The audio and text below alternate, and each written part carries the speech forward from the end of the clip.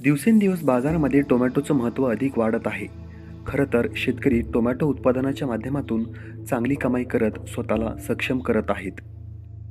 आम्ही देखील आपणास अशाच एका टोमॅटो उत्पादक शेतकऱ्याची कहाणी सांगणार आहोत, जे आहेत बीड जिल्ह्यातील राहुल राठोड. त्यांना 3 एकर शेती असून 1 एकरमध्ये ते टोमॅटोची लागवड करतात.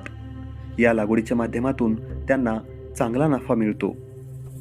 याबद्दलचा आढावा घेतलाय आमच्या लोकल 18 टीमने. नमस्कार, मी राहुल राठोड, राहणार नित्रूड, तालुका माजलगाव, जिल्हा बीड. माझे वय 23+ आहे. दरवर्षीप्रमाणे यावर्षी पण मी टमाटो ह्या पीक घेतलेला आहे आणि 5 वर्षापासून हे टमॅटो पीक घेत आहे. मला 3 एकर शेती आहे. त्यातून 2 एकर ज्वारी, बाजरी केलेली आहे आणि 1 एकर हे पाण्याखाली लावलेलं आहे टमाटो. याच्या अगोदर मिरची लावलेला होता 1 एकरचा प्लॉट, त्यामध्ये लॉसमध्ये आलो. त्यासाठी म्हणून मित्रांनी सांगितलं टमाटे लावले आणि चांगला प्लॉट आहे. मागल्या वर्षी मला प्रॉफिट झाला होता 4 लाखाचा. 100 रुपये किलो होतं. यावर्षी जर त्याप्रमाणे दर राहिला, यावर्षी पण 4 लाखाच्या प्लस राहतो.